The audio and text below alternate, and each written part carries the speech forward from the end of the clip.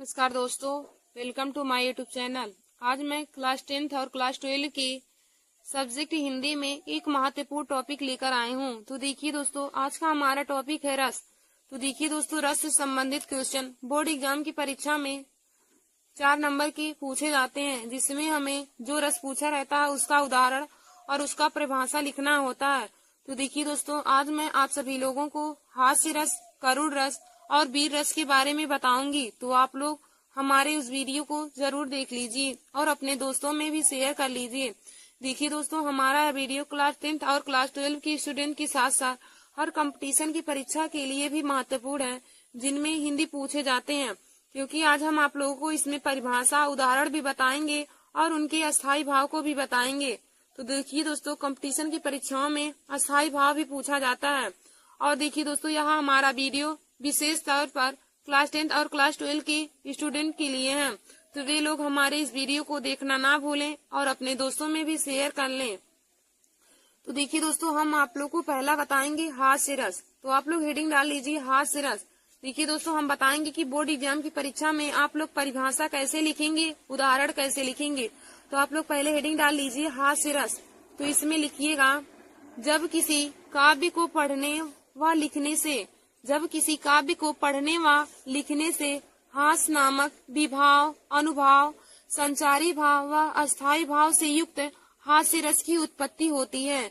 देखिए दोस्तों, हास्य रस का डिफिनीशन क्या हो जाएगा। हास्य रस की परिभाषा कि जब किसी काव्य को पढ़ने, लिखने व सुनने से, जब किसी काव्य को पढ़ने, लिखने या सुनने से हास्य नामक विभाव, अनुभाव व संचारी भाव व अस्थायी भाव से युक्त हास्य रस की उत्पत्ति होती है। देखिए दोस्तों, जब किसी काव्य को पढ़ने, लिखने, सुनने आदि से जो आनंद उत्पन्न होता है तो उसे हम रस कहते हैं। यदि पूछे कि रस की परिभाषा क्या होती है, तो रस की परिभाषा यह होती है कि जब किसी काव्य को पढ़ने, लिखने या सुनने से जो हमारे मन में उत्साह उत्पन्न होता है तो उसी की घटना को हम रस कहते हैं। और देखिए दोस्तों, हमने यहाँ पे आप लोग को बताया कि हम आज आप लोगों को हास्य रस, करुण रस और वीर रस का परिभाषा और उसका उदाहरण बताएंगे। तो हमने यहाँ पे पहला लिया है हास्य रस।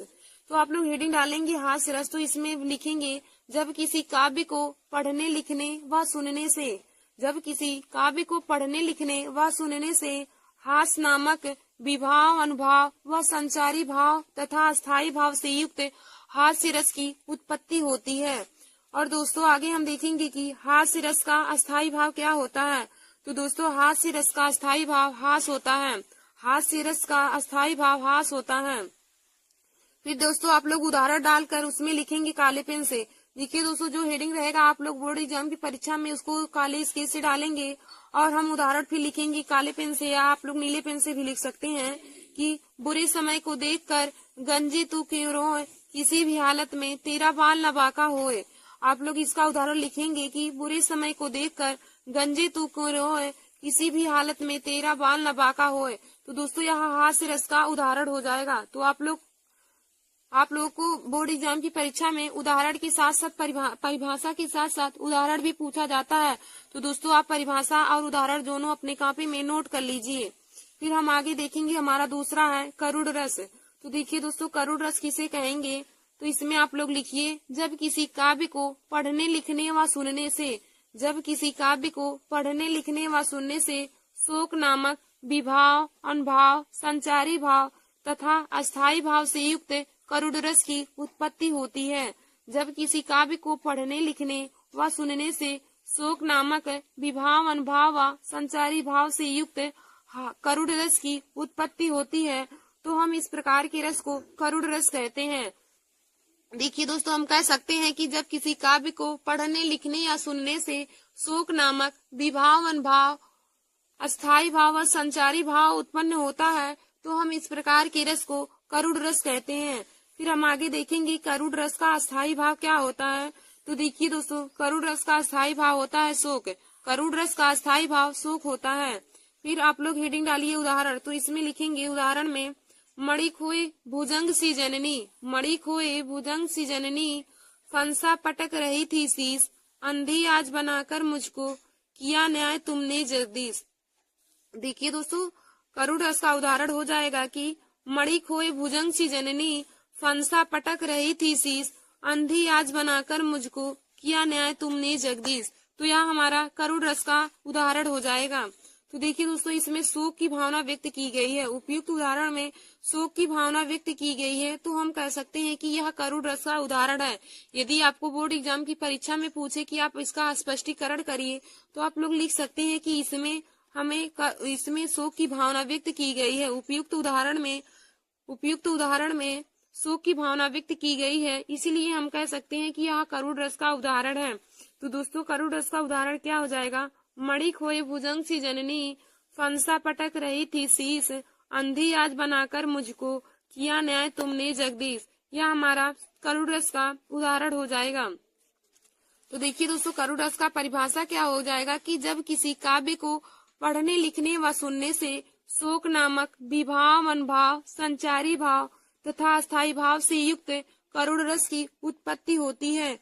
और हमने आप लोगों को बताया कि करुण रस का अस्थायी भाव क्या हो जाएगा। तो दोस्तों, करुण रस का अस्थायी भाव शोक हो जाएगा। और इसका उदाहरण भी हमने आप लोग को बताया। मणि खोई भुजंग सी जननी, फंसा पटक रही थी शीश, अंधी आज बनाकर मुझको किया न्याय तुमने जगदीश। तो देखिए दोस्तों, हमारा अगला है तीसरा, वीर रस। तो हम आप लोग को वीर रस और उसका उदाहरण और उसका परिभाषा बताएंगे। तो दोस्तों, आप लोग हेडिंग डाल लीजिए, वीर रस। इसमें लिखेंगे, जब किसी काव्य को पढ़ने, लिखने व सुनने से, जब किसी काव्य को पढ़ने, लिखने व सुनने से उत्साह नामक विभाव, अनुभव, संचारी भाव व अस्थायी भाव से युक्त वीर रस की उत्पत्ति होती है। देखिए दोस्तों, हम कह सकते हैं कि जब किसी काव्य को पढ़ने, लिखने व सुनने से शरीर में जो उत्साह नामक विभाव, अनुभव, संचारी भाव व अस्थायी भाव युक्त होता है, उत्पन्न होता है, तो उसे हम वीर रस कहते हैं। तो देखिए दोस्तों, वीर रस का अस्थायी भाव क्या होता है? तो वीर रस का अस्थायी भाव उत्साह होता है। वीर रस का अस्थायी भाव उत्साह होता है। तो इसका उदाहरण क्या हो जाएगा? तो देखिए दोस्तों, वीर रस का उदाहरण हो जाएगा, चढ़ चेतक तलवार उठा, करता था भूतल पानी को, राणा प्रताप सिर काट काट कर, करता था सफल जवानी को। उसका उदाहरण हो जाएगा वीर रस का, चढ़ चेतक तलवार उठा, करता था भूतल पानी को, राणा प्रताप सिर काट काट कर, करता था सफल जवानी को। तो यह हमारा वीर रस का उदाहरण हो जाएगा। देखिए दोस्तों, यदि इसमें स्पष्टीकरण पूछे तो आप बताएंगे कि उपयुक्त उदाहरण में वीर की भावना व्यक्त की गई है। देखिए, यहाँ पे वीर की भावना व्यक्त की गई है, तो हम कह सकते हैं कि यह हमारा वीर रस का उदाहरण है। तो दोस्तों, यह हमारा वीर रस का उदाहरण हो जाएगा, चढ़ चेतक तलवार उठा, करता था भूतल पानी को, राणा प्रताप सिर काट काट, करता था सफल जवानी को। तो दोस्तों, हमने आज आप लोगों को हास्य रस, करुण रस और वीर रस का परिभाषा और उसका उदाहरण भी बता दिया है। तो दोस्तों, आप लोग इसे अपने कॉपी में नोट कर लीजिए, क्योंकि यह बोर्ड एग्जाम परीक्षा के लिए बहुत ही महत्वपूर्ण है। आप लोगों को 24 फरवरी का जो पेपर है, उसमें इन्हीं तीनों रस में से कोई 2 रस आपको जरूर पूछेगा और उसमें बोल देगा कि आप उदाहरण और परिभाषा लिखिए। तो दोस्तों, 2 देगा, उसमें अथवा करके देगा, किसी एक का आप लोगों को उदाहरण और उसका परिभाषा लिखना होगा। तो दोस्तों, आप इन तीनों को अपने कॉपी में जरूर लिख लीजिए। तो हमने आप लोगों को हास्य रस, वीर रस और करुण रस बताया। तो दोस्तों, हास्य रस का हमारा उदाहरण क्या है कि बुरे समय को देखकर गंजे तू क्यों रोए, किसी भी हालत में तेरा बाल न बाका होए। बुरे समय को देखकर गंजे तू क्यों रोए, किसी भी हालत में तेरा बाल न बाका होए। तो यह हमारा हास्य रस का उदाहरण हो जाएगा। फिर हमने आप लोग को बताया करुण रस। तो करुण रस का उदाहरण क्या हो जाएगा? मणि खोए भुजंग सी जननी, फंसा पटक रही थी शीश, अंधी आज बनाकर मुझको किया न्याय तुमने जगदीश। मणि खोए भुजंग सी जननी, फंसा पटक रही थी शीश, अंधी आज बनाकर मुझको किया न्याय तुमने जगदीश। तो देखिए दोस्तों, उपयुक्त उदाहरण में हमारा शोक की या कष्ट की भावना इसमें व्यक्त की गई है, तो हम कह सकते हैं कि यह हमारा करुण रस का उदाहरण है। फिर हमने आगे आप लोग को वीर रस बताया था। तो देखिए दोस्तों, वीर रस का उदाहरण क्या हो जाएगा? चढ़ चेतक तलवार उठा, करता था भूतल पानी को, राणा प्रताप सिर काट काट, करता था सफल जवानी को। तो यह हमारा वीर रस का उदाहरण हो जाएगा। तो दोस्तों, मैंने आप लोगों को तीनों उदाहरण एक बार फिर से बता दिया है। तो आप लोग उदाहरण सहित इसकी परिभाषा को जरूर याद कर लीजिए, क्योंकि बोर्ड एग्जाम की परीक्षा में 4 नंबर के रस से संबंधित क्वेश्चन पूछे जाते हैं। आशा करती हूँ दोस्तों, आज का हमारा वीडियो आप लोगों को समझ में आया होगा। धन्यवाद दोस्तों।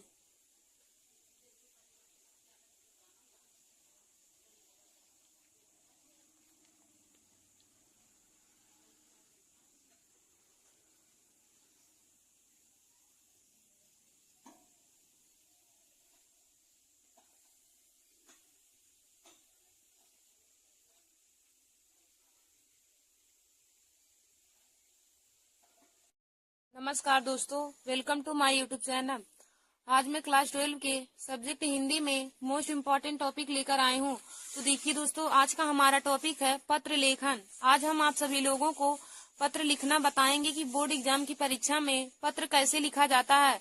तो देखिए दोस्तों, हमने एक और वीडियो पत्र लेखन पर बनाया था, जिसमें हमने किसी बैंक की शाखा प्रबंधक को कोई व्यवसाय शुरू करने हेतु ऋण प्राप्ति के लिए आवेदन पत्र आप लोगों को लिखना बताया था कि आप आवेदन पत्र किसी बैंक की शाखा को ऋण प्राप्ति के लिए कैसे लिखेंगे। तो दोस्तों, आज हम आप लोगों को अपने नगर की सफाई हेतु नगर पालिका को एक पत्र लिखना बताएंगे। तो दोस्तों देखिए, बोर्ड एग्जाम की परीक्षा में 3 टॉपिक पर हर बार ही पत्र पूछे जाते हैं। उसमें बोर्ड एग्जाम की परीक्षा में दो पत्र लेखन आता है और उसमें से आपको कोई एक लिखना रहता है। तो देखिए दोस्तों, यही तीन ही पत्र हैं जिनमें से 2 आते हैं। तो आप लोग इन्हें जरूर तैयार कर लीजिएगा। तो हमने बैंक की शाखा प्रबंधक को ऋण प्राप्ति के लिए आवेदन पत्र लिखवाया है।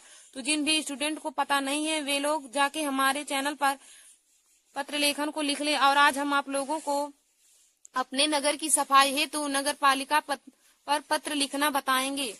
तो दोस्तों, आप लोग हमारे इस वीडियो को जरूर देख लीजिए। देखिए दोस्तों, 24 फरवरी के पेपर में यह पत्र लेखन जरूर पूछा जाएगा। तो आप लोग इसे जरूर देखकर अपने कॉपी में नोट कर लीजिए। तो हम लिखेंगे, इसमें पहले हेडिंग डालेंगे। पहले काले पेन से लिखेंगे सेवा में, उसके बाद कामा लगाएंगे। सेवा में लिखेंगे, फिर कामा लिख के लिखेंगे स्वास्थ्य अधिकारी। सेवा में स्वास्थ्य अधिकारी, नगर निगम प्रयागराज उत्तर प्रदेश। देखिए दोस्तों, लिखेंगे हम पहले सेवा में स्वास्थ्य अधिकारी, नगर निगम प्रयागराज उत्तर प्रदेश। फिर हम यहाँ पे अब हेडिंग डालेंगे विषय। तो यहाँ पे आप लोग काले स्केच से हेडिंग डाल लीजिएगा विषय। फिर इसमें लिखेंगे मतलब किस विषय पर हमें निबंध पत्र लिखना है। तो दोस्तों, हमें यहाँ पे नगर की सफाई हेतु नगर पालिका को एक पत्र लिखना है। तो हम विषय में लिखेंगे मोहल्ले की सफाई हेतु नगर पालिका को एक पत्र। फिर देखिए दोस्तों, हम विषय में लिखेंगे कि मोहल्ले की सफाई हेतु नगर पालिका को एक पत्र।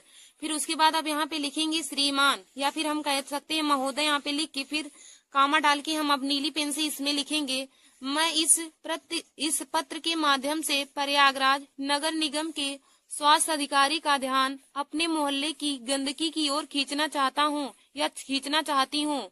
मैं इस पत्र के माध्यम से प्रयागराज नगर निगम के स्वास्थ्य अधिकारी का ध्यान अपने मोहल्ले की गंदगी की ओर खींचना चाहता या चाहती हूँ। आपको यह जानकर आश्चर्य होगा कि हमारे क्षेत्र में कई दिनों से कोई सफाई कर्मचारी नहीं आ रहे हैं। देखिए दोस्तों, हमारा आगे हो जाएगा कि आपको यह जानकर आश्चर्य होगा कि हमारे क्षेत्र में कई दिनों से कोई सफाई कर्मचारी नहीं आ रहे हैं, जिसके कारण जगह जगह पर गंदगी, कूड़ा करकट का ढेर लग गया है या फिर ढेर लगा हुआ है। सड़कों नालियों की सफाई न होने के कारण मच्छरों का प्रकोप इस हद तक बढ़ गया है कि दिन का चैन और रात की नींद हराम हो गई है। अगर ऐसा ही चलता रहा तो जल्द ही पूरा मोहल्ला महामारी की चपेट में आ जाएगा। देखिए दोस्तों, अगर ऐसा ही मोहल्ला चलता रहा तो जल्द ही मोहल्ला महामारी की चपेट में आ जाएगा। अतः आपसे निवेदन है कि जल्द ही सफाई की व्यवस्था करवाएं। देखिए दोस्तों, हम लिखेंगे कैसे कि अपने मोहल्ले की सफाई है तो नगर पालिका को पत्र लिखेंगे सेवा में, काले पेन से लिखेंगे सेवा में, फिर कामा डाल के लिखेंगे इसमें सेवा में स्वास्थ्य अधिकारी नगर निगम प्रयागराज उत्तर प्रदेश। सेवा में स्वास्थ्य अधिकारी नगर निगम प्रयागराज उत्तर प्रदेश। फिर हम यहाँ पे विषय हेडिंग डाल के इसमें लिखेंगे मोहल्ले की सफाई हेतु नगर पालिका को एक पत्र। मोहल्ले की सफाई हेतु नगर पालिका को एक पत्र। फिर लिखेंगे श्रीमान या महोदय डाल के फिर कामा करके लिखेंगे मैं इस पत्र के माध्यम से प्रयागराज नगर निगम के स्वास्थ्य अधिकारी का ध्यान अपने मोहल्ले की गंदगी की ओर खींचना चाहता हूँ। मैं इस पत्र के माध्यम से प्रयागराज नगर निगम के स्वास्थ्य अधिकारी का ध्यान अपने मोहल्ले की गंदगी की ओर खींचना चाहता या चाहती हूँ। आपको यह जानकर आश्चर्य होगा कि हमारे क्षेत्र में कई दिनों से कोई सफाई कर्मचारी नहीं आ रहे हैं, जिसके कारण जगह जगह पर गंदगी, कूड़ा करकट का ढेर लग गया है। ढेर लग गया है। सड़कों नालियों की सफाई न होने के कारण मच्छरों का प्रकोप इस हद तक बढ़ गया है कि दिन का चैन और रात की नींद हराम हो गई है। अगर ऐसा ही चलता रहा तो जल्द ही पूरा मोहल्ला महामारी की चपेट में आ जाएगा। अतः आपसे निवेदन है कि जल्द से जल्द ही सफाई की व्यवस्था करवाएं। भौदी आबासा। देखिए दोस्तों, यहाँ पे भौदी लिखने के बाद आप लोग अपना नाम नहीं लिखेंगे। बोर्ड एग्जाम की परीक्षा की कॉपी में कोई भी स्टूडेंट अपना नाम नहीं लिखेंगे, क्योंकि यहाँ पे नाम नहीं लिखा जाता है। दोस्तों आप यहाँ पे का खा गा लिख सकते हैं या आ बासा और कुछ लिख सकते हैं। फिर यहाँ पे कोने में आप लोग दिनांक डाल के यहाँ पे तारीख डाल लेंगे, जिस दिन रहेगा पेपर, या फिर आगे पीछे का डाल सकते हैं, कोई भी, उससे कोई दिक्कत नहीं होगा। तो दोस्तों आप लोग बोर्ड एग्जाम परीक्षा में 24 फरवरी को पेपर में ऐसे ही मोहल्ले की सफाई हेतु नगर पालिका पर एक पत्र ऐसे ही लिखेंगे। धन्यवाद दोस्तों। ऐसे हमारे वीडियो की देखने के लिए आप सभी लोग हमारे YouTube channel Nancy success classes को सब्सक्राइब कर लीजिए। नमस्कार दोस्तों, welcome to my YouTube channel. आज मैं आप सभी लोगों के लिए देखिए हिंदी में एक महत्वपूर्ण टॉपिक लेकर आए हूँ। तो देखिए दोस्तों, हिंदी में आज का हमारा टॉपिक है वाक्यांश के लिए एक शब्द। वाक्यांश के लिए एक शब्द या अनेक शब्दों के लिए एक शब्द। देखिए दोस्तों, अनेक शब्दों के लिए एक शब्द हर कंपटीशन की परीक्षाओं में पूछे जाते हैं। तो देखिए दोस्तों, हमारा पहला क्वेश्चन क्या है? जो ईश्वर में विश्वास करता हो उसके लिए एक शब्द क्या होगा? जो व्यक्ति ईश्वर में विश्वास रखता हो उसको क्या कहते हैं? तो देखिए दोस्तों, जो ईश्वर में विश्वास रखता है, वाक्यांश के लिए एक शब्द हो जाएगा आस्तिक। जो ईश्वर में विश्वास रखता हो उसको हम आस्तिक बोलते हैं। यदि पूछे कि जो व्यक्ति ईश्वर में विश्वास ना रखता हो उसको क्या कहते हैं, तो दोस्तों जो व्यक्ति ईश्वर में विश्वास ना रखता हो उसको हम नास्तिक बोलते हैं, और जो व्यक्ति ईश्वर में विश्वास रखता हो उसको आस्तिक बोलते हैं। हमारा अगला क्वेश्चन है कि किए गए उपकार को ना मानने वाला। किए गए उपकार को ना मानने वाले के लिए एक शब्द क्या हो जाएगा? तो देखिए दोस्तों, जो किए गए उपकार को ना मानने वाले को हम कृतज्ञ कहते हैं। जो व्यक्ति किए गए उपकार को ना मानता हो उसको कृतज्ञ कहते हैं। और यदि दोस्तों पूछे कि किए गए उपकार को मानने वाले को क्या कहते हैं, तो किए गए उपकार को मानने वाले को कृतज्ञ कहते हैं, और किए गए उपकार को ना मानने वाले को कृतज्ञ कहते हैं। फिर हमारा अगला है कि जिसको ईश्वर में विश्वास ना हो, जिसको ईश्वर में विश्वास ना हो उसको हम क्या कहते हैं? तो देखिए दोस्तों, जिसको ईश्वर में विश्वास ना हो उसको हम नास्तिक कहते हैं। और यदि पूछे कि जिसको ईश्वर में विश्वास हो उसको क्या कहते हैं, तो जिसको ईश्वर में विश्वास हो उसको हम आस्तिक बोलते हैं। फिर हमारा अगला है कि जानने की इच्छा रखने वाले को क्या बोलते हैं? जानने की इच्छा रखने वाले को क्या कहते हैं? तो दोस्तों जानने की इच्छा रखने वाले को जिज्ञासु बोलते हैं। जानने की इच्छा रखने वाले को जिज्ञासु बोलते हैं। फिर हमारा अगला है कि 100 वर्ष के समय, 100 वर्ष के समय के लिए वाक्यांश के लिए एक शब्द क्या होगा? तो देखिए दोस्तों, 100 वर्ष के समय के लिए एक शब्द हो जाएगा शताब्दी। 100 वर्ष के समय के लिए एक शब्द हो जाएगा शताब्दी। फिर हमारा अगला क्वेश्चन है कि दोपहर के बाद के समय को क्या कहते हैं? दोपहर के बाद के समय को, तो देखिए दोस्तों, दोपहर के बाद के समय को अपराह्न बोलते हैं। फिर हमारा अगला क्वेश्चन है कि वह पुरुष जिसकी पत्नी मर गई हो, वह पुरुष जिसकी पत्नी मर गई हो, वाक्यांश के लिए एक शब्द क्या होगा? तो देखिए दोस्तों, वह पुरुष जिसकी पत्नी मर गई हो उसके लिए एक शब्द विधुर होता है। और यदि पूछे कि वह पत्नी जिसका पुरुष मर गया हो तो उसको हम विधवा बोलते हैं। देखिए दोस्तों, वह पुरुष जिसकी पत्नी मर गई हो उसके लिए एक शब्द विधुर हो जाएगा। और यदि पूछे कि वह पत्नी जिसका पति मर गया हो तो उसका हो जाएगा, उसके लिए हम बोलेंगे विधवा। फिर हमारा अगला क्वेश्चन है कि जिसका कोई स्वामी या रक्षक ना हो, जिसका कोई स्वामी या रक्षक ना हो उसको क्या बोलते हैं? तो देखिए दोस्तों, जिसका कोई स्वामी या रक्षक ना हो उसके लिए एक शब्द हो जाएगा अनाथ। जिसका कोई स्वामी या रक्षक ना हो उसको अनाथ बोलते हैं। फिर हमारा अगला क्वेश्चन है कि जिसकी उपमा के योग्य कोई ना हो, जिसकी उपमा के योग्य कोई ना हो उसको क्या बोलते हैं? तो दोस्तों, जिसकी उपमा के योग्य कोई ना हो उसको हम निरुपम बोलते हैं। फिर हमारा अगला क्वेश्चन है कि जो सब कुछ जानता हो उसको क्या कहते हैं? जो सब कुछ जानता है उसको क्या कहते हैं? तो दोस्तों जो सब कुछ जानता है उसको सर्वज्ञ बोलते हैं। फिर हमारा अगला है कि प्रतिदिन प्रकाशित होने वाला समाचार पत्र, प्रतिदिन प्रकाशित होने वाला समाचार पत्र। तो देखिए दोस्तों, प्रतिदिन प्रकाशित होने वाला समाचार पत्र को दैनिक कहते हैं। फिर हमारा अगला है जिसमें कुछ करने की क्षमता ना हो, जिसमें कुछ करने की क्षमता ना हो उसे क्या कहते हैं? तो देखिए दोस्तों, जिसमें कुछ करने की क्षमता ना हो उसको अक्षम कहते हैं। हमारा अगला क्वेश्चन है कि जो एक ही माता के उदर से उत्पन्न हुआ हो, जो एक ही माता के उदर से उत्पन्न हुआ हो ऐसे लोगों को क्या कहते हैं? तो देखिए दोस्तों, जो एक ही माता के उदर से उत्पन्न हुआ हो ऐसे लोगों को सहोदर कहते हैं। फिर हमारा अगला क्वेश्चन है कि जो कीचड़ से उत्पन्न होता है, जो कीचड़ से उत्पन्न होता है वाक्यांश के लिए एक शब्द क्या होगा? तो देखिए दोस्तों, जो कीचड़ से उत्पन्न होता है वाक्यांश के लिए एक शब्द पंकज हो जाएगा। जो कीचड़ से उत्पन्न होता है वाक्यांश के लिए एक शब्द पंकज हो जाएगा। फिर हमारा अगला क्वेश्चन है कि जिसकी आंखें हिरण की आंखें की समान हैं, जिसकी आंखें हिरण की आंखें की समान है वाक्यांश के लिए एक शब्द क्या होगा?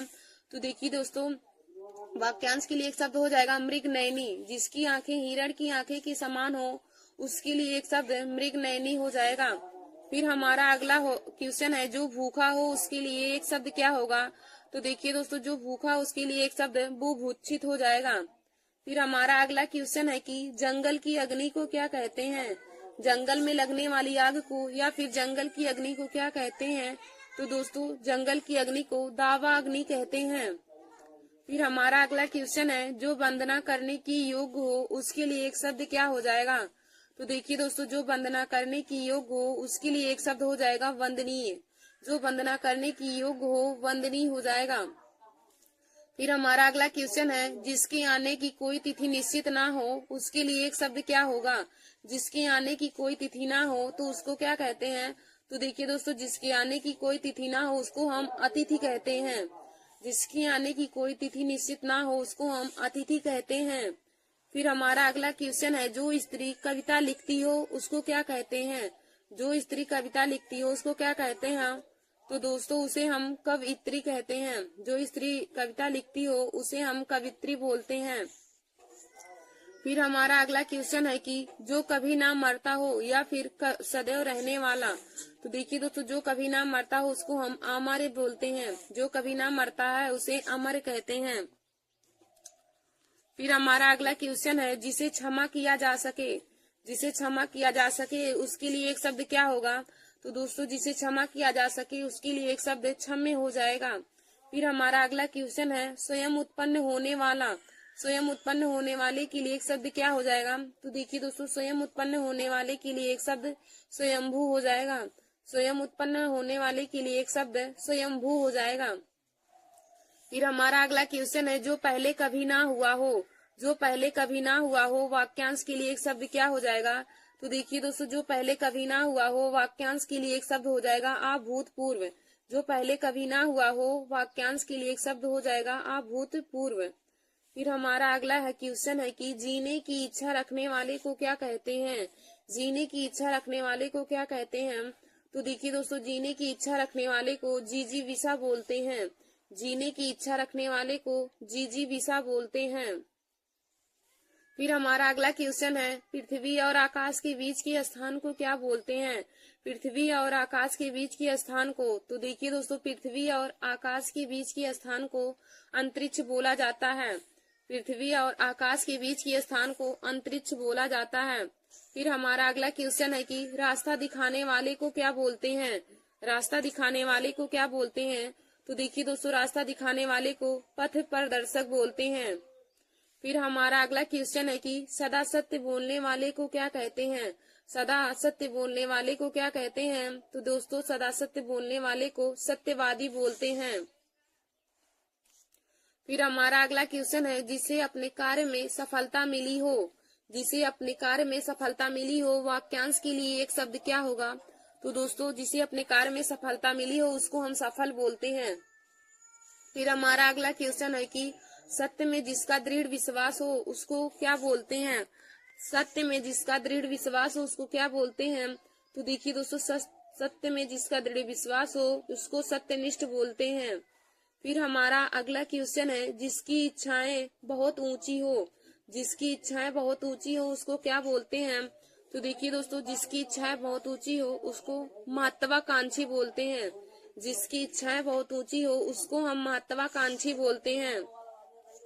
फिर हमारा अगला क्वेश्चन है, जिससे किसी की तुलना ना की जा सके। जिससे किसी की तुलना ना की जा सके वाक्यांश के लिए एक शब्द क्या होगा?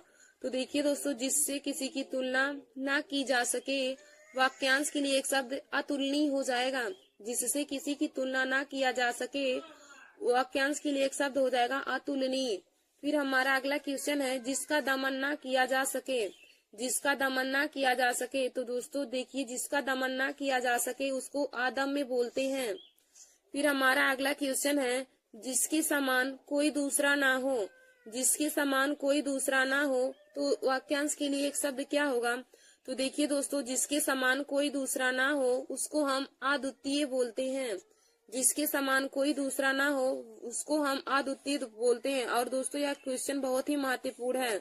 जिसके समान कोई दूसरा ना हो उसको क्या बोलते हैं? तो देखिए दोस्तों, जिसके समान कोई दूसरा ना हो उसको हम अद्वितीय बोलते हैं। फिर हमारा अगला क्वेश्चन है कि जिसका कोई अंत ना हो उसको क्या बोलते हैं? जिसका कोई अंत ना हो, तो देखिए दोस्तों, जिसका कोई अंत ना हो उसको हम अनंत बोलते हैं। फिर हमारा अगला क्वेश्चन है कि जिसका कोई शत्रु पैदा ना हुआ हो। जिसका कोई शत्रु पैदा ना हुआ हो उसको क्या बोलते हैं? तो देखिए दोस्तों, जिसका कोई शत्रु पैदा ना हुआ हो उसको हम अजात शत्रु बोलते हैं। जिसका कोई शत्रु पैदा ना हुआ हो उसको अजात शत्रु बोलते हैं। धन्यवाद दोस्तों। ऐसे हमारे वीडियो को देखने के लिए जीके, मैथ और हिंदी के महत्वपूर्ण टॉपिक को पाने के लिए आप सभी लोग हमारे YouTube channel Nancy success classes को सब्सक्राइब कर लीजिए और अपने दोस्तों में शेयर करना ना भूलें। धन्यवाद दोस्तों।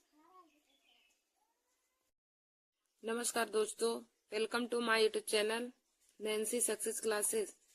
आज मैं आप सभी लोगों के लिए हिंदी में वर्णमाला व विराम चिन्ह से संबंधित महत्वपूर्ण क्वेश्चन लेकर आए हूँ। तो देखिए दोस्तों, वर्णमाला से संबंधित क्वेश्चन हर कंपटीशन की परीक्षाओं में पूछे जाते हैं। जैसे ग्रुप डी हुआ, आरआरबी एनटीपीसी हुआ, एसएससी एग्जाम हुआ, यूपीपी, बिहार पुलिस और सभी कंपटीशन की परीक्षाओं में पूछे जाते हैं। तो दोस्तों आप लोग हमारे इस वीडियो को जरूर देख लीजिए। आज का हमारा टॉपिक है वर्णमाला व विराम चिन्ह से संबंधित महत्वपूर्ण क्वेश्चन। तो देखिए दोस्तों, हमारा पहला क्वेश्चन दिया है कि निम्नलिखित में से कौन सा मूल दीर्घ स्वर नहीं है। निम्नलिखित में से कौन मूल दीर्घ स्वर नहीं है? आइए दोस्तों, हम इसे बताने से पहले आप सभी लोगों को मूल स्वर, दीर्घ स्वर, स्वर व्यंजन और सभी व्यंजनों के प्रकार के बारे में बता देते हैं पहले। तो देखिए दोस्तों, स्वर वे होते हैं जिनकी उच्चारण में बिना किसी वर्ड की सहायता से बोले जाते हैं। जो वर्ड बिना किसी वर्ड की सहायता से बोले जाते हैं उन्हें हम स्वर कहते हैं। जो वर्ड बिना किसी वर्ड की सहायता से बोले जाते हैं उन्हें हम स्वर कहते हैं। और देखिए दोस्तों, हिंदी में स्वरों की कुल संख्या मुख्यतः स्वरों की संख्या 11 होती है। और व्यंजन क्या होते हैं? व्यंजन का परिभाषा हो जाएगा कि जो स्वर की सहायता से बोले जाते हैं। जो वर्ड स्वर की सहायता से बोले जाते हैं उन्हें हम व्यंजन कहते हैं। और हिंदी वर्णमाला में व्यंजनों की मुख्यतः संख्या 33 होती है। हिंदी वर्णमाला में व्यंजनों की संख्या 33 होती है। तो देखिए दोस्तों, जब भी आप लोगों से क्वेश्चन पूछेगा कि हिंदी वर्णमाला में स्वरों की संख्या और व्यंजनों की संख्या कितनी होती है, तो आप बताएंगे कि हिंदी वर्णमाला में स्वरों की संख्या 11 तथा व्यंजनों की संख्या 33 होती है। और यदि पूछे कि हिंदी वर्णमाला में कुल वर्णों की संख्या कितनी होती है, तो आप बताएंगे हिंदी वर्णमाला में कुल व्यंजनों की संख्या, कुल वर्णों की संख्या 52 होती है। हिंदी वर्णमाला में कुल वर्णों की संख्या 52 होती है। और देखिए दोस्तों, हम आगे आप लोगों को मूल स्वर यानी कि स्वरों के प्रकार में बताएंगे। तो देखिए दोस्तों, स्वर 3 प्रकार के होते हैं। नंबर 1 हमारा होता है हर्ष स्वर, नंबर 2 दीर्घ स्वर और नंबर 3 प्लुप्त स्वर होता है। तो देखिए दोस्तों, हर्ष स्वर को ही मूल स्वर कहते हैं। हर्ष स्वर को मूल स्वर कहते हैं। और हर्ष स्वरों की संख्या 4 होती है। तो हम लिखेंगे इनकी संख्या 4 होती है। इनकी संख्या, हर्ष स्वरों की संख्या 4 होती है। और हमारे हर्ष स्वर कौन कौन से होते हैं? तो देखिए दोस्तों, हिंदी वर्णमाला में हर्ष स्वर 4 प्रकार के होते हैं जिनकी संख्या 4 होती है। छोटा आ होता है, छोटी, छोटाऊ और री। छोटा, छोटी, छोटाऊ और री, यह हमारे हर्ष स्वर हैं। और देखिए दोस्तों, यदि पूछे कि हर्ष स्वर को और किस स्वर के नाम से जाना जाता है, तो देखिए दोस्तों, हर्ष स्वर को ही मूल स्वर के नाम से भी जाना जाता है। हर्ष स्वर को मूल स्वर ही कहते हैं। और हर्ष स्वरों की संख्या 4 होती है। हर्ष स्वरों की संख्या 4 होती है। और हमारे हर्ष स्वर कौन कौन से हैं? तो छोटा है, छोटी है, छोटाऊ है और री। फिर देखिए दोस्तों, हमारा दूसरा नंबर होता है दीर्घ स्वर यानी कि गुरु स्वर। दीर्घ स्वर को हम दूसरा नाम है गुरु स्वर। तो देखिए दोस्तों, दीर्घ स्वर क्या होता है? और यदि हर्ष स्वर का आप लोग को कभी डिफिनीशन पूछे तो आप बताएंगे कि जिन स्वरों के उच्चारण में एक मात्रा का समय लगता है, जिन स्वरों के उच्चारण में एक मात्रा का समय लगता है, उसे हर्ष स्वर कहते हैं। देखिए दोस्तों, और हिंदी वर्णमाला में हर्ष स्वरों की संख्या 4 होती है। और हर्ष स्वर को मूल स्वर के नाम से भी जाना जाता है। तो हर्ष स्वरों की संख्या 4 हो जाएंगी। और हमारे हर्ष स्वर हैं छोटा, छोटी, छोटाऊ और री। फिर देखिए दोस्तों, हमारा दूसरा होता है दीर्घ स्वर यानी कि गुरु स्वर। दीर्घ स्वर को हम गुरु स्वर भी कहते हैं। तो देखिए दोस्तों, दीर्घ स्वर का डिफिनीशन हो जाएगा परिभाषा की, जिन स्वरों के उच्चारण में हर्ष स्वर से 2 गुना समय लगता है, जिन स्वरों के उच्चारण में हर्ष स्वर से 2 गुना समय लगता है, उसे दीर्घ स्वर कहते हैं। और दोस्तों, दीर्घ स्वरों की संख्या 7 होती है। तो हम इसमें लिखेंगे कि इनकी संख्या 7 होती है। दीर्घ स्वरों की संख्या 7 होती है, तो लिखेंगे इनकी संख्या 7 होती है। तो दीर्घ स्वर हमारे कौन कौन से हैं? तो देखिए दोस्तों, बड़ा है, बड़ी है, बड़ाऊ है, ए है, है, ओ है और आओ है। दीर्घ स्वरों की संख्या 7 होती है। दीर्घ स्वर हमारे कौन कौन से हैं? बड़ा है, बड़ी है, बड़ाऊ है, ए है, ओ है और आओ है। तो यह हमारे दीर्घ स्वर हो जाएंगे। देखिए दोस्तों, कभी कभी हर्ष स्वर ना देकर मूल स्वर देता है कि मूल स्वरों की हिंदी वर्णमाला में मूल स्वरों की संख्या कितनी होती है। तो आप लोग बताएंगे कि हिंदी वर्णमाला में मूल स्वरों की कुल संख्या 4 होती है। और यदि पूछे कि दीर्घ स्वर यानी कि गुरु स्वरों की संख्या हिंदी वर्णमाला में कितनी होती है, तो दोस्तों मूल स्वरों, दीर्घ स्वरों या फिर गुरु स्वरों की संख्या हिंदी वर्णमाला में 7 होती हैं। फिर देखिए दोस्तों, आगे हम आप लोग को बताएंगे अंतस्थ व्यंजन। अंतस्थ व्यंजन कौन कौन से होते हैं और इनकी संख्या हिंदी वर्णमाला में कितनी होती है। तो देखिए दोस्तों, अंतस्थ स्वरों की संख्या, अंतस्थ व्यंजनों की संख्या हिंदी वर्णमाला में 4 होती है। तो हम इसमें लिखेंगे कि इनकी संख्या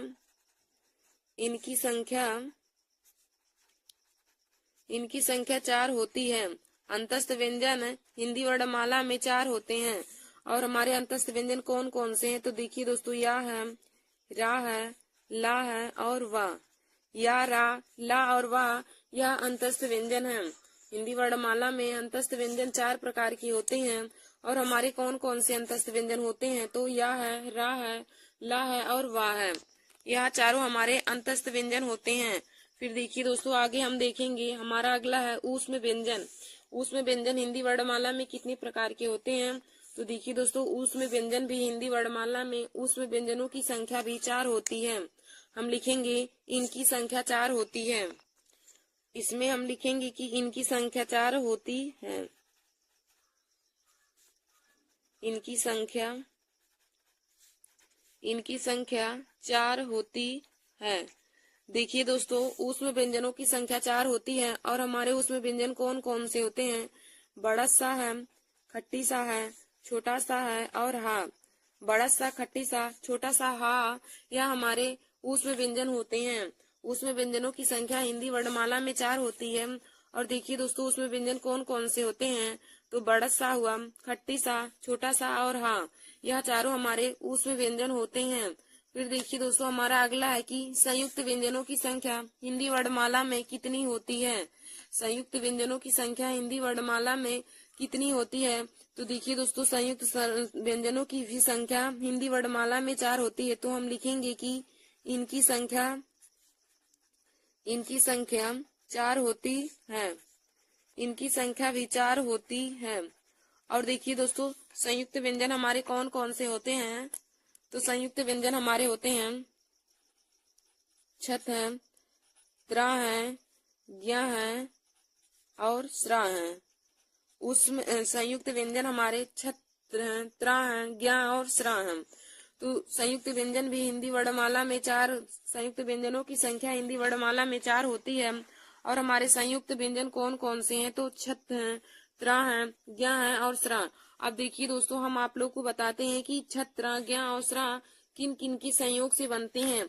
तो देखिए दोस्तों, छत्र जो होता है यह आधा का प्लस खट्टी सा के संयोग से बनता है। छत्र है जो यह आधा का प्लस खट्टी सा के संयोग से बनता है।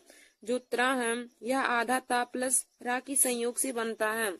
जो हमारा ज्ञ है आधा जा प्लस इया की संयोग से बनता है। और जो स्रा है आधा बड़ा सा प्लस में रा की संयोग से बनता है। देखिए दोस्तों, संयुक्त व्यंजन की संख्या 4 होती है। हिंदी वर्णमाला में संयुक्त व्यंजनों की संख्या 4 होती है। और हमारे संयुक्त व्यंजन कौन कौन से हैं, तो संयुक्त व्यंजन है छत, त्रा, ज्ञ और स्रा। छत्र, त्रा, ज्ञ और स्रा यह हमारे संयुक्त व्यंजन हैं। तो देखिए दोस्तों, यह किन किन की संयोग से बनते हैं, यह भी क्वेश्चन में पूछा जाता है। हमारे कभी कभी क्वेश्चन में पूछ लिया जाता है कि छत्र किस किस के संयोग से बनता है। तो दोस्तों देखिए, छत्र जो हमारा होता है यह आधा का प्लस खट्टी सा की संयोग से बनता है। जो त्रा है आधा ता प्लस रा की संयोग से बनता है। और जो ज्ञ है यह आधा जा प्लस इया के संयोग से बनता है। और जो स्रा है यह आधा बड़सा और रा की संयोग से बनता है। तो देखिए दोस्तों, मैंने आप सभी लोगों को बताया मूल स्वरों के बारे में। मैंने आप लोगों को बताया मूल स्वरों के बारे में। तो देखिए दोस्तों, मूल स्वरों का परिभाषा क्या होता है कि मूल स्वर यानी कि हर्ष स्वर, जिन स्वरों के उच्चारण में एक मात्रा का समय लगे, उसे हम हर्ष स्वर कहते हैं। और देखिए दोस्तों, हर्ष स्वरों की संख्या हिंदी वर्णमाला में 4 होती है। और हर्ष स्वरों को ही हम मूल स्वर के नाम से भी जानते हैं। हर्ष स्वर का दूसरा नाम मूल स्वर होता है। और देखिए दोस्तों, हर्ष स्वरों की संख्या हिंदी वर्णमाला में 4 होती है। और हमारे हर्ष स्वर हैं छोटा, छोटी, छोटाऊ और री, यह हमारे हर्ष स्वर हैं। फिर दूसरा हमारा होता है दीर्घ स्वर यानी कि गुरु स्वर। दीर्घ स्वर को गुरु स्वर के नाम से भी जानते हैं। तो देखिए दोस्तों, दीर्घ स्वर का डिफिनीशन यानी कि परिभाषा क्या हो जाएगा कि जिन स्वरों के उच्चारण में हर्ष स्वर से 2 गुना का समय लगता है, जिन स्वरों के उच्चारण में हर्ष स्वर से 2 गुना समय लगता है, उसे दीर्घ स्वर यानी कि गुरु स्वर के नाम से जाना जाता है। और देखिए दोस्तों, हिंदी वर्णमाला में दीर्घ स्वरों की संख्या 7 होती है। हमारे दीर्घ स्वर कौन कौन से हैं, तो देखिए दोस्तों, बड़ा है, बड़ी है, बड़ाऊ है, ए है, ओ और आओ, यह हमारे 7 दीर्घ स्वर हैं। फिर दोस्तों, हमने आप लोगों को आगे बताया अंतस्थ व्यंजन। अंतस्थ व्यंजन, तो देखिए दोस्तों, अंतस्थ व्यंजन की संख्या हिंदी वर्णमाला में 4 होती है। अंतस्थ व्यंजनों की संख्या 4 होती है। और हमारे अंतस्थ व्यंजन कौन कौन से होते हैं, तो देखिए दोस्तों, अंतस्थ व्यंजन होते हैं या, रा, ला और वा।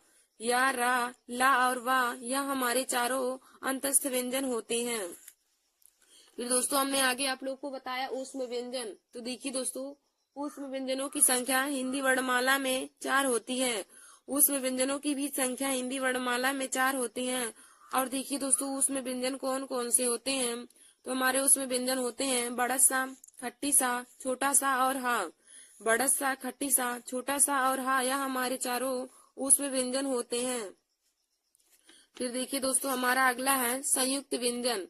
संयुक्त व्यंजन जैसे हम इसका परिभाषा लिख सकते हैं, 2 वर्डों के मेल से बने शब्द को यानी अक्षर को ही हम संयुक्त व्यंजन कहते हैं। 2 वर्डों के मेल से बने वर्ड को हम संयुक्त व्यंजन कहते हैं।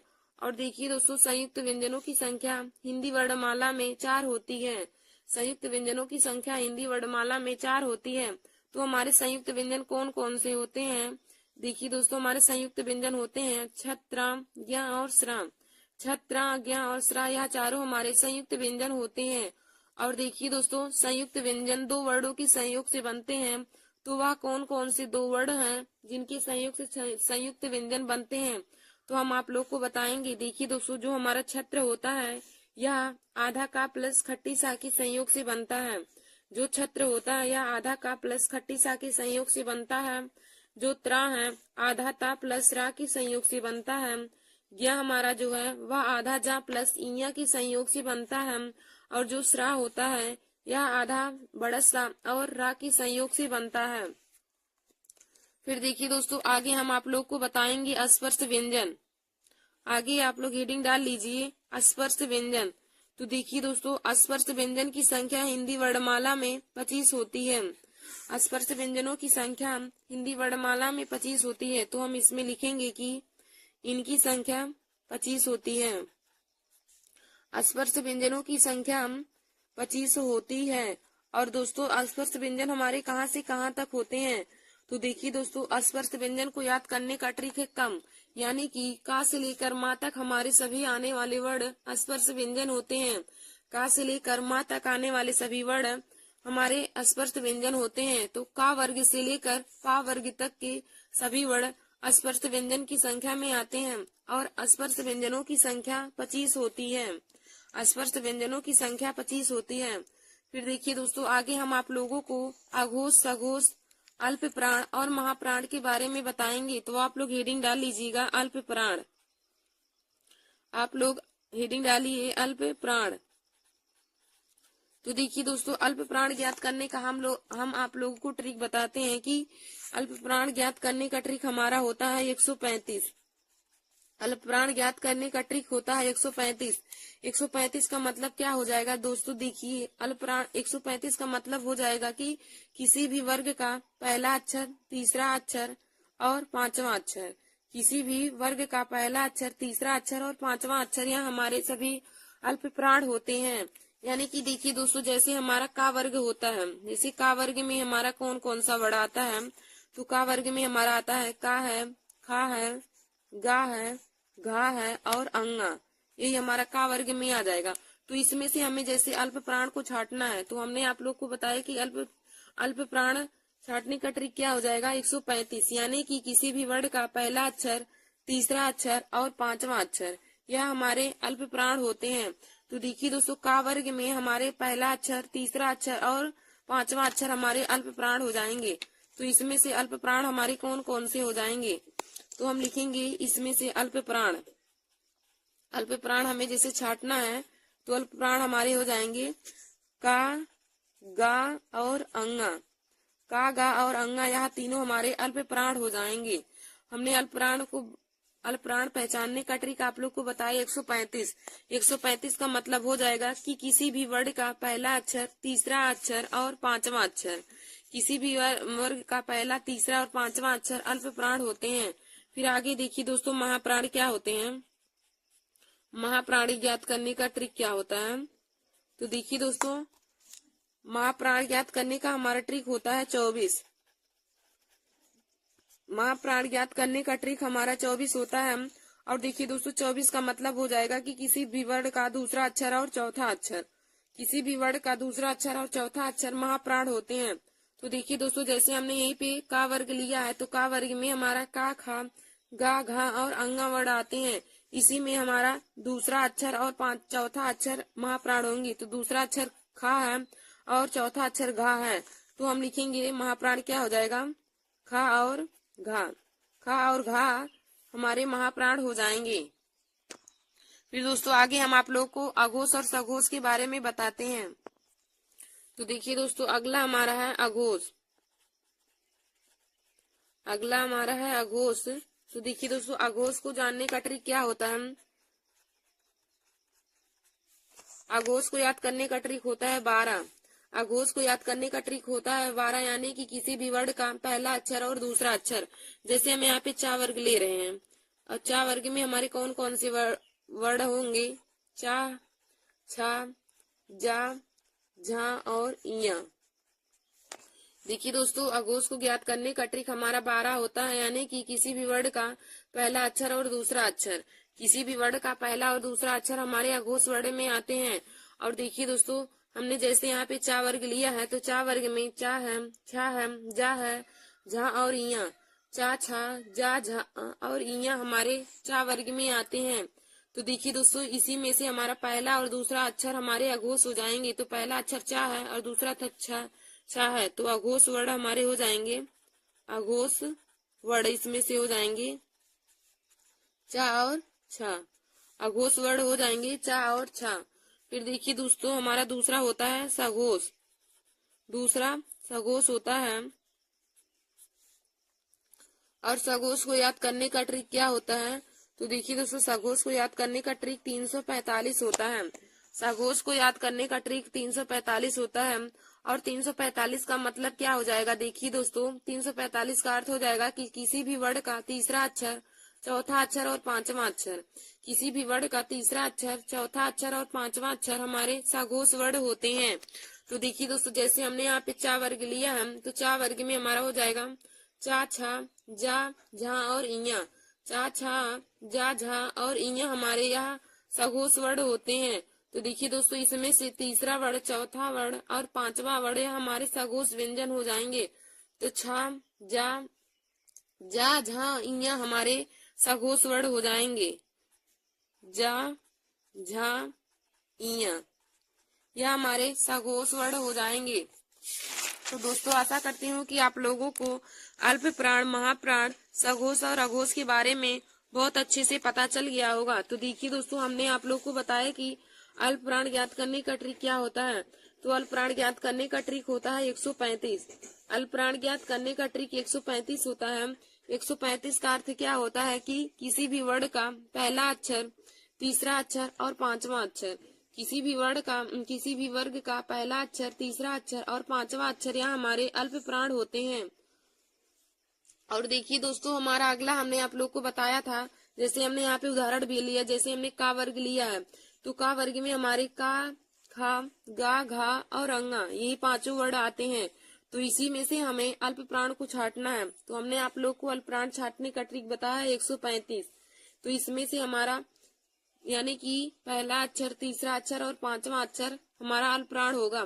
तो देखिए दोस्तों, पहला अक्षर का है, तीसरा अक्षर गा है और पांचवा अक्षर अंगा, तो का, गा और अंगा हमारे अल्प प्राण हो जाएंगे।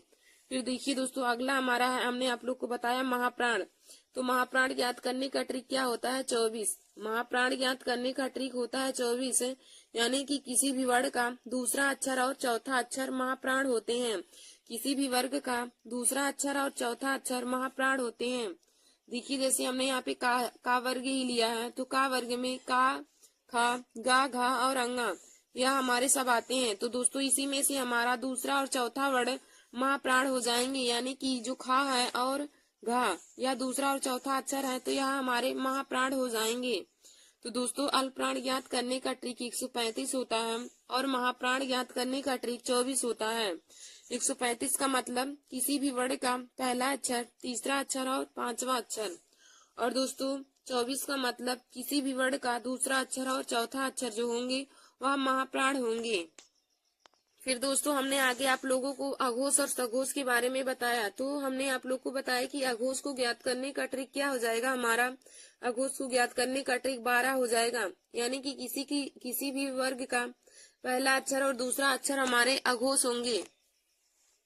किसी भी वर्ग का पहला अक्षर और दूसरा अक्षर हमारे अघोष होंगे। देखिए, हमने जैसे यहाँ पे चा वर्ग ही लिया है तो चा वर्ग में हमारे कौन कौन से वर्ण आते हैं? चा है, छा है, जा है, झा है और इया, चा छा जा झा इया, या हमारे अघोष वर्ण होते हैं।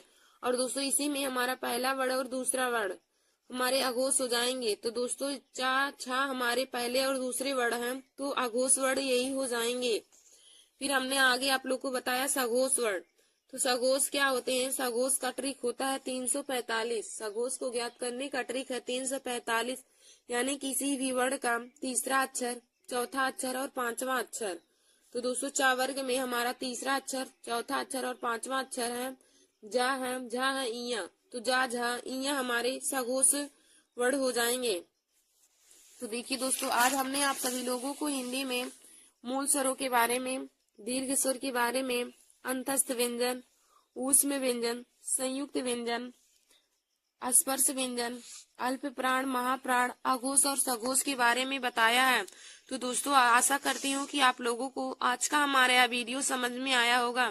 धन्यवाद दोस्तों। ऐसे ही हमारे वीडियो को देखने के लिए और हिंदी, जीके और मैथ के महत्वपूर्ण टॉपिक को पाने के लिए आप सभी लोग हमारे YouTube channel Nancy success classes को सब्सक्राइब कर लीजिए और अपने दोस्तों में शेयर करना ना भूलिए। देखिए दोस्तों, आज का हमने जो टॉपिक लिया है यह वर्णमाला से संबंधित बहुत ही महत्वपूर्ण है। वर्णमाला से संबंधित इसी से ही क्वेश्चन हर बार ही हर कंपटीशन की परीक्षाओं में पूछे जाते हैं। तो देखिए दोस्तों, जैसे ग्रुप डी हुआ, आरआरबी, एनटीपीसी, यूपीपी, यह सभी कंपटीशन की परीक्षाओं में पूछे जाते हैं। तो आप सभी लोग हमारे इस वीडियो को जरूर देख लीजिए। धन्यवाद दोस्तों।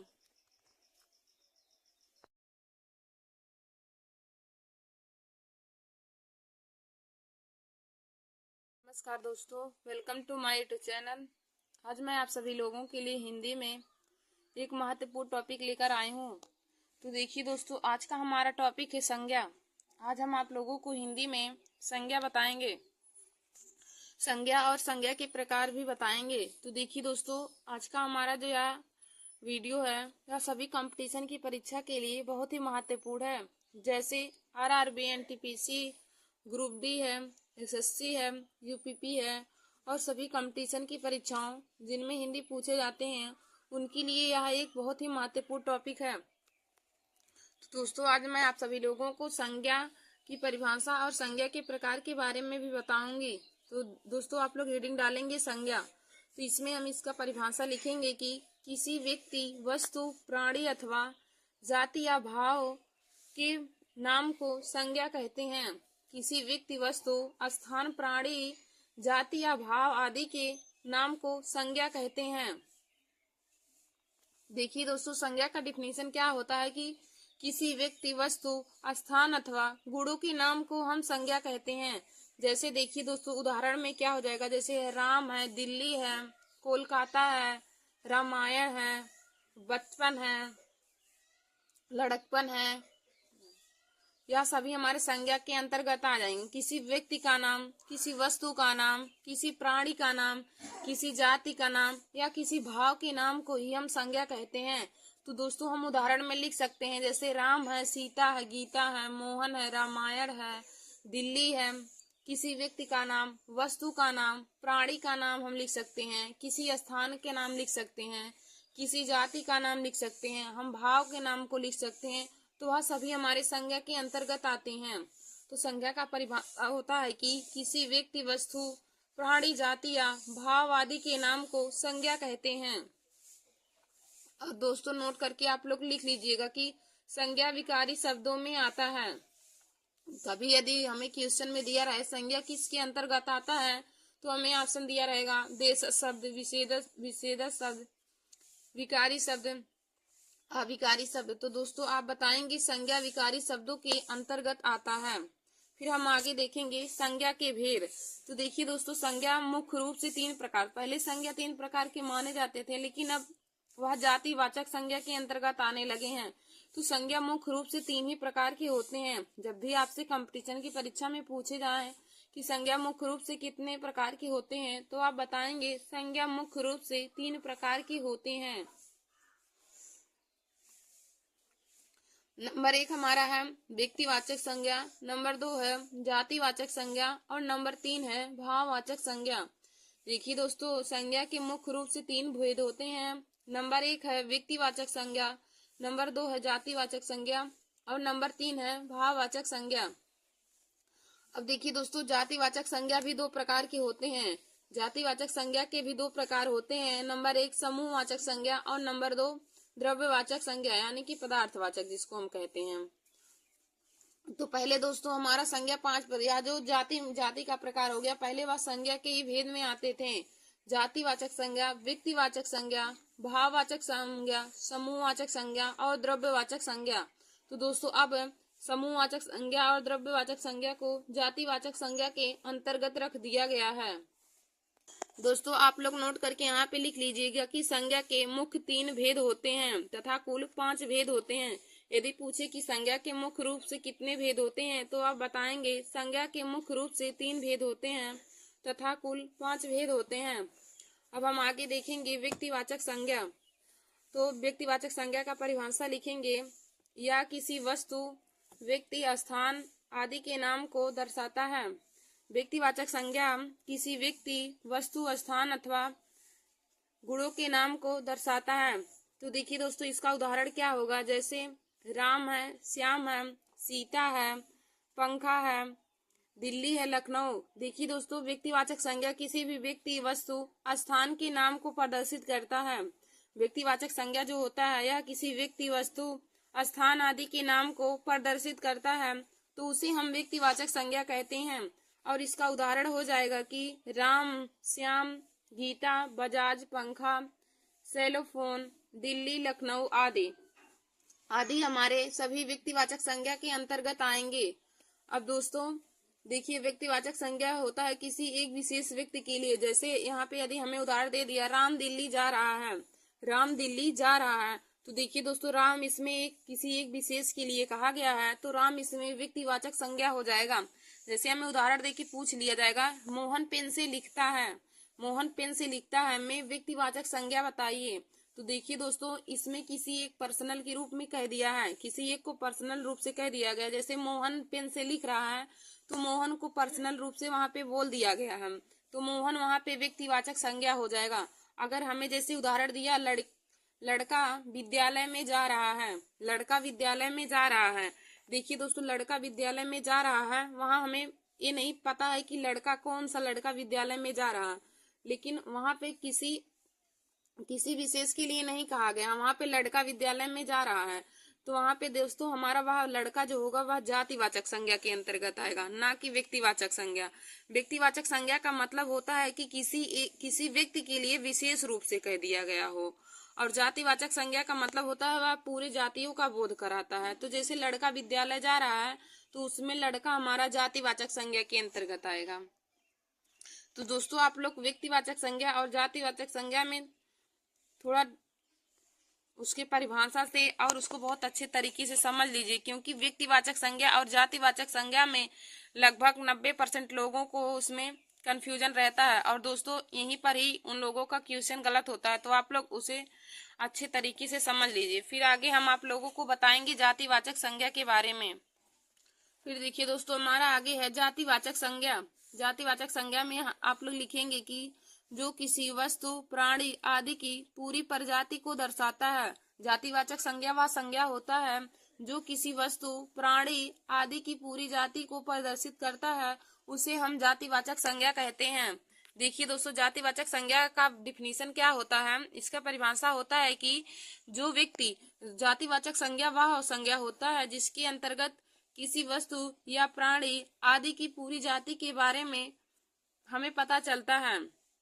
किसी वस्तु या प्राणी की पूरी जाति के बारे में पता लगना ही जातिवाचक संज्ञा होता है। देखिए दोस्तों, जैसे हमारा उदाहरण में हो जाएगा गाय। जैसे गाय हमारा जातिवाचक संज्ञा होगा, क्योंकि गाय के अंतर्गत यह नहीं कहा गया कि काली गाय, गोरी गाय या फिर कौन सी गाय, हमें गाय एक जाति है, तो गाय हमारा जातिवाचक संज्ञा हो जाएगा। गाय है, कुत्ता है, आदमी के अंतर्गत दोस्तों सभी आदमी आ जाएंगे। जैसे आदमी के अंतर्गत मोहन भी आ जाएगा, क्योंकि आदमी का नाम ही मोहन होता है, तो अगर नाम दिया हो तो वह व्यक्तिवाचक संज्ञा के अंतर्गत आएगा। लेकिन यदि उसकी जाति के बारे में बोध कराएगा, उसकी जाति या प्रजाति के बारे में बोध कराएगा, तो वह हमारा जातिवाचक संज्ञा के अंतर्गत आएगा। फिर आगे देखिए दोस्तों, जैसे लड़का दिया है, अब लड़का के अंतर्गत पूरे लड़के आ जाएंगे। जैसे मोहन आ जाएगा, राम है, सोहन आ जाएगा। इसमें सभी लड़के, जितने लड़कों का नाम होगा तो वह सभी लड़के आ जाएंगे। तो लड़का हमारा जातिवाचक संज्ञा होगा। लेकिन यदि पर्सनल रूप से किसी का नाम दिया हो तो वह हमारा व्यक्तिवाचक संज्ञा के अंतर्गत आएगा। फिर हमारा आगे है लड़की। तो लड़कियों में देखिए दोस्तों, सभी लड़कियों का नाम आ जाएगा। लड़कियों में जैसे सीता है, गीता है, रीता है, अनामिका है, सभी लड़कियों का नाम हमारा इसमें आ जाएगा। तो लड़कियों का नाम जो होगा वह व्यक्तिवाचक संज्ञा होगा। लेकिन यदि लड़की दिया हो, जैसे लड़की खाना बना रही है, तो इसमें लड़की हमारा जातिवाचक संज्ञा होगा।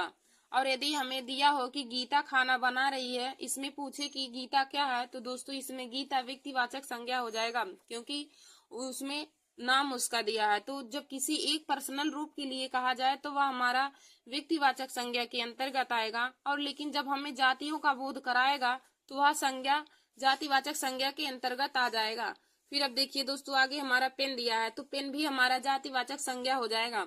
शहर है तो शहर भी हमारा जातिवाचक संज्ञा आ जाएगा। देखिए दोस्तों, यदि किसी शहर का नाम दिया रहेगा तो वह व्यक्तिवाचक संज्ञा के अंतर्गत आएगा। जैसे यदि दिया कि मोहन कोलकाता कल जाएगा, मोहन कोलकाता कल जाएगा, तो यहाँ पे कोलकाता एक शहर का नाम है, तो कोलकाता हमारा व्यक्तिवाचक संज्ञा हो जाएगा। लेकिन यदि शहर का नाम दिया हो, जैसे वे सब शहर में टहलने जा रहे हैं, तो शहर वहां पे जातिवाचक संज्ञा हो जाएगा। लेकिन यदि शहर का नाम दिया हो तो वह व्यक्तिवाचक संज्ञा के अंतर्गत आएगा। फिर देखिए दोस्तों, हमारा अगला क्या है, नदी है।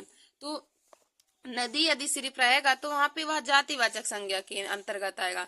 लेकिन यदि नदी का नाम दिया हो, किसी नदी का नाम दिया हो, जैसे है दिया है गंगा एक पवित्र नदी है, गंगा एक पवित्र नदी है, तो देखिए दोस्तों यहाँ पे गंगा हमारा जो है तो वह व्यक्तिवाचक संज्ञा के अंतर्गत आ जाएगा। लेकिन यदि सिर्फ दिया हो नदी, जैसे नदी दिया हो, तो नदी हमारा जातिवाचक संज्ञा के अंतर्गत आएगा। फिर हमारा अगला है पर्वत।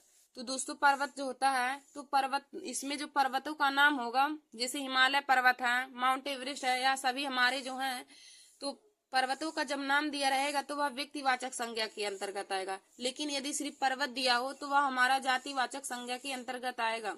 तो दोस्तों जातिवाचक संज्ञा का डिफिनीशन क्या होता है कि वह संज्ञा जो किसी वस्तु या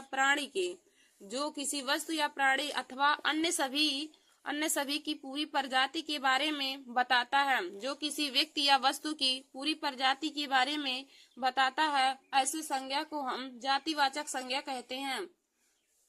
तो दोस्तों आशा करती हूँ कि आप लोगों को जातिवाचक और व्यक्तिवाचक संज्ञा में डिफरेंस पता चल गया होगा।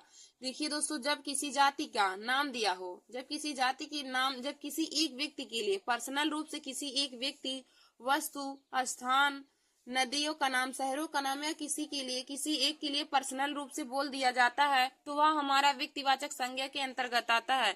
और जातिवाचक संज्ञा वह संज्ञा होता है जिसमें किसी भी व्यक्ति, वस्तु, प्राणी की पूरी प्रजाति के बारे में बताता है। जैसे है शहर दिया है, तो शहर हमारा जातिवाचक संज्ञा के अंतर्गत आएगा।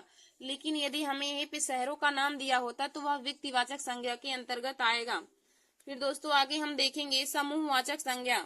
समूहवाचक संज्ञा, तो दोस्तों इसमें आप लोग क्या लिखेंगे, समूहवाचक संज्ञा का डिफिनीशन, कि जो संज्ञा किसी समूह का बोध कराती है, जो संज्ञा किसी समूह, सभा या भीड़ का बोध कराती है, उसे हम समूहवाचक संज्ञा कहते हैं।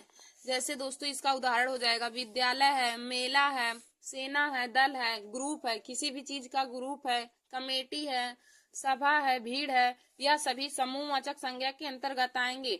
समूहवाचक संज्ञा का मतलब होता है जहाँ पे कोई भीड़ इकट्ठा हो उसको हम समूहवाचक संज्ञा बोलेंगे। जैसे देखिए दोस्तों विद्यालय है, तो विद्यालय में भी भीड़ एकत्र रहती है, तो विद्यालय हमारा समूहवाचक संज्ञा के अंतर्गत आएगा। जैसे मेला हुआ, तो मेले में भी भीड़ होती है, तो वह हमारा समूहवाचक संज्ञा के अंतर्गत आएगा। जैसे दल हुआ, तो दल में भी भीड़ होती है, तो वहां पे भी समूहवाचक संज्ञा हो जाएगा। तो देखिए दोस्तों, जहां पर हमें भीड़ एकत्रित हो वहां पे समूहवाचक संज्ञा हो जाएगा।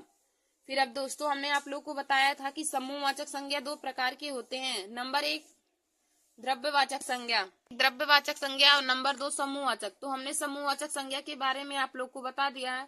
अब द्रव्यवाचक संज्ञा आप लोग हेडिंग डाल के उसमें परिभाषा लिखेंगे कि द्रव्यवाचक संज्ञा वह संज्ञा होती है जिसमें किसी द्रव्य पदार्थ के बारे में अध्ययन किया जाता है। जैसे तेल हुआ, दूध हुआ, घी हुआ, मक्खन हुआ, जिसमें मतलब पदार्थ के बारे में बोध होता है, वह हमारा द्रव्यवाचक संज्ञा के अंतर्गत आ जाता है।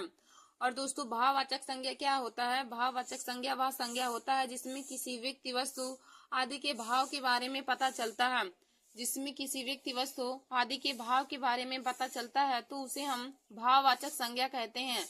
और देखिए दोस्तों भाववाचक संज्ञा का उदाहरण हो जाएगा, जैसे बचपन हुआ, अपनापन हुआ, लड़कपन हुआ, और गोरा हुआ, छोटा हुआ, काला हुआ, यह सभी हमारे भाववाचक संज्ञा के अंतर्गत आ जाएंगे। मतलब कि ऐसे उदाहरण हमारे उसमें आते हैं जिसको केवल महसूस किया जा सके, उसको देखा ना जा सके, वह सभी उदाहरण हमारे भाववाचक संज्ञा के अंतर्गत आ जाएंगे। जैसे देखिए दोस्तों, उदाहरण हमारा है, जैसे अध्यापक बच्चों से प्रेम करते हैं। अध्यापक बच्चों से प्रेम करते हैं, इसमें यदि पूछे कि भाववाचक संज्ञा कहाँ है, तो आप क्या बताएंगे। देखिए दोस्तों, जैसे हमने आप लोग से पूछा कि अध्यापक बच्चों से प्रेम करते हैं, तो इसमें भाववाचक संज्ञा कहाँ आ जाएगा। तो देखिए दोस्तों, जो प्रेम शब्द आया है, तो प्रेम हमारा भाववाचक संज्ञा हो जाएगा, क्योंकि प्रेम को हम ना देख सकते हैं, ना उसको हम थाली में परोस सकते हैं। मतलब कि ऐसी वस्तुएं जिसको हम ना थाली में परोस सकते हैं, ना देख सकते हैं, बस केवल हम महसूस कर सकते हैं, तो ऐसी संज्ञा को हम भाववाचक संज्ञा का उदाहरण कहते हैं। तो दोस्तों, हमने आप लोग से कहा कि अध्यापक बच्चों से प्रेम करते हैं, तो यहाँ पे प्रेम जो शब्द है वह भाववाचक संज्ञा के अंतर्गत आ जाएगा। जैसे हम दूसरा उदाहरण ले रहे हैं कि बच्चे कुत्ते से घृणा करते हैं। बच्चे कुत्ते से घृणा करते हैं, तो दोस्तों इसमें जो घृणा शब्द आया है वह हमारा भाववाचक संज्ञा का उदाहरण हो जाएगा, क्योंकि उसको हम ना देख सकते हैं, घृणा को ना देख सकते हैं, ना थाली में परोस सकते हैं, बस केवल उसको हम महसूस कर सकते हैं। तो जिस भी चीज को हम महसूस कर सकते हैं, तो ऐसे शब्द होते हैं जो उन्हें हम भाववाचक संज्ञा के अंतर्गत रखते हैं। तो देखिए दोस्तों, आज हमने आप सभी लोगों को संज्ञा के प्रकार के बारे में बताया है। तो संज्ञा देखिए दोस्तों, संज्ञा का डिफिनीशन क्या होता है। किसी व्यक्ति, वस्तु, स्थान, प्राणी, जाति के भाव या गुणों के नाम को हम संज्ञा कहते हैं। किसी व्यक्ति, वस्तु, स्थान अथवा गुणों के नाम को संज्ञा कहते हैं। संज्ञा का उदाहरण हो जाएगा राम, सीता, गीता, लखनऊ, इलाहाबाद हो जाएगा, फिर गंगा हो जाएगा, यमुना हो जाएगा। किसी व्यक्ति का नाम, किसी वस्तु का नाम, किसी प्राणी का नाम, किसी जाति का नाम, भाव का नाम, सभी हमारे संज्ञा के अंतर्गत आ जाएंगे। और दोस्तों, संज्ञा एक विकारी शब्द है। फिर इसके आगे हमने आप लोग को बताया संज्ञा के भेद। तो देखिए दोस्तों, संज्ञा के मुख्य 3 भेद होते हैं। यदि कुल भेद पूछे तो कुल भेद 5 हो जाएंगे। संज्ञा के मुख्य रूप से 3 ही भेद माने जाते हैं। नंबर 1 हमारा है व्यक्तिवाचक संज्ञा, नंबर 2 जातिवाचक संज्ञा, और नंबर 3 भाववाचक संज्ञा। तो यही तीनों हमारे संज्ञा के मुख्य रूप से 3 भेद होते हैं। और दोस्तों, जो हमारा 2 बचा होता है वह जातिवाचक संज्ञा के प्रकार में आ जाते हैं। तो जातिवाचक संज्ञा 2 प्रकार के माने जाते हैं। नंबर 1 समूहवाचक और नंबर 2 द्रव्यवाचक संज्ञा। धन्यवाद दोस्तों। ऐसे हमारे वीडियो को देखने के लिए और हिंदी, जीके, मैथ और सभी कंपटीशन की परीक्षाओं की तैयारी के लिए आप सभी लोग हमारे YouTube channel Nancy success classes को सब्सक्राइब कर लीजिए